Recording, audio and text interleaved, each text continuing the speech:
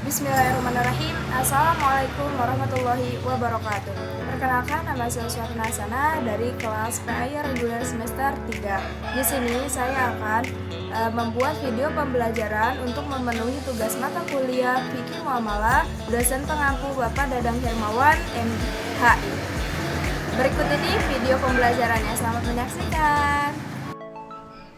Jual beli. Jual beli dalam Islam. Jual beli dalam bahasa Arab terdiri dari dua kata, yaitu 1. Al-bai, artinya jual. Dan yang kedua, asy-syira', artinya beli. Sedangkan menurut istilah hukum syara, jual beli ialah menukar suatu barang atau uang dengan barang yang lain dengan cara akad atau ijab qabul. Di zaman modern seperti sekarang ini, transaksi jual beli dapat dilakukan dengan berbagai cara, seperti lewat internet, telepon, dan lain sebagainya. Demikian juga sistem pembayarannya, bisa lewat cek, surat berharga, dan semacamnya, dengan ketentuan-ketentuan tertentu ya. Firman Allah Subhanahu wa Ta'ala dalam Quran surat Al-Baqarah ayat 275 yang artinya, orang-orang yang memakan riba tidak dapat berdiri melainkan seperti berdirinya orang yang kemasukan setan karena gila. Yang demikian itu karena mereka berkata bahwa jual beli sama dengan riba, padahal Allah Subhanahu wa Ta'ala telah menghalalkan jual beli dan mengharamkan riba. Barang siapa mendapat peringatan dari Tuhannya, lalu dia berhenti, maka apa yang telah diperolehnya dahulu menjadi miliknya dan urusannya atau terserah kepada Allah Subhanahu wa Ta'ala. Barang siapa mengulangi, maka mereka itu penghuni neraka. Mereka akan kekal di dalamnya. Nah, rukun jual beli. A. Penjual dan pembeli. Syarat antara keduanya yaitu 1. Berakal dan dapat membedakan atau memilih. Nomor 2. Dengan kehendak sendiri, bukan dipaksa. Nomor 3. Keadaannya tidak mubazir. Berikut ini apa aja sih yang harus dimiliki oleh penjual dan pembeli? Nomor 1. Berlaku benar, yakni baik dari segi promosi barang atau penetapan harganya. Yang kedua, menepati amanat. Hal-hal yang harus disampaikan ketika berdagang adalah penjual atau pedagang menjelaskan ciri-ciri, kualitas, dan harga barang dagangannya kepada pembeli tanpa melebih-lebihkannya.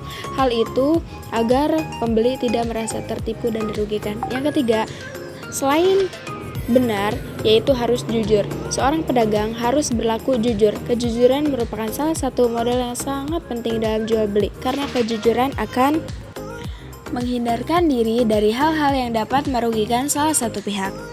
Dan yang terakhir yaitu khiyar. Khiyar artinya boleh memilih satu di antara dua, yaitu meneruskan kesepakatan atau akad. Nah, khiyar itu ada 3 macam. Yang pertama, khiyar majelis adalah si pembeli dan penjual boleh memilih antara meneruskan akad jual beli atau membatalkannya. Yang kedua, khiyar syarat adalah suatu pilihan antara meneruskan atau membatalkannya jual beli setelah mempertimbangkan 1 atau 2 hari. Dan yang terakhir, khiyar aib atau cacat adalah si pembeli boleh mengembalikan barang yang setelah dibelinya apabila barang tersebut diketahui ada cacatnya. Kecacatan itu sudah ada sebelumnya, namun tidak diketahui oleh si penjual maupun si pembeli.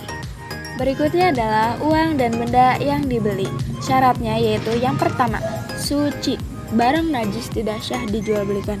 Yang kedua, ada manfaatnya. Yang ketiga, keadaan barang itu dapat diserah terimakan. Yang keempat, keadaan barang milik si penjual. Dan yang terakhir, barang itu diketahui oleh si penjual dan pembeli tentang zat, bentuk, kadar atau ukuran, dan sifatnya. Berikutnya, lafaz atau ijab dan qabul. Ijab adalah perkataan untuk menjual atau transaksi menyerahkan, sedangkan qabul adalah ucapan si pembeli sebagai jawaban dari perkataan si penjual. Nah, teman-teman, sebelum akad terjadi, biasanya telah terjadi proses tawar-menawar terlebih dahulu. Pernyataan ijab qabul tidak harus menggunakan kata-kata yang khusus. Yang diperlukan ijab qabul adalah saling rela atau ridho. Nah, teman-teman, jual beli itu ada macam-macamnya. Yang pertama, jual beli kontan. Artinya, serah terima barang dan dibayar dengan uang kontan. Yang kedua, jual beli dengan tukar menukar barang. Yang ketiga, jual beli sistem tempo. Artinya, begitu harga telah disepakati dan barang telah dikirim baru pembayaran dilakukan. Jual beli yang dilarang agama. Yang pertama, membeli barang dengan harga yang lebih mahal dari harga pasar.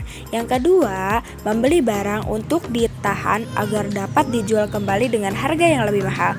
Yang ketiga, menjual suatu barang untuk menjadi alat maksiat. Yang keempat, jual beli yang dapat membuat kericuhan. Yang kelima, membeli barang yang sudah dibeli oleh orang lain yang dalam keadaan khiyar.